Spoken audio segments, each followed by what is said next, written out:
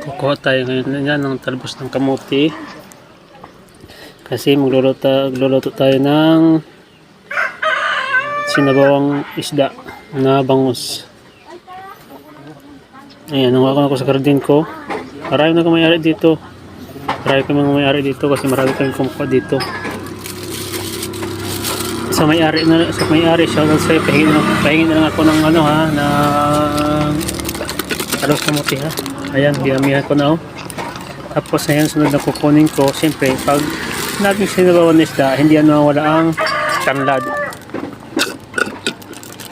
Ayo! May tawo! May tanlad ha! Ayan. Kumain na rin akong tanlad dyan. Wala rin ang may-ari. Kaya nangin ako sa puno. Ayan. Kunti lang naman kinuha ko. Kasi baka mahalata.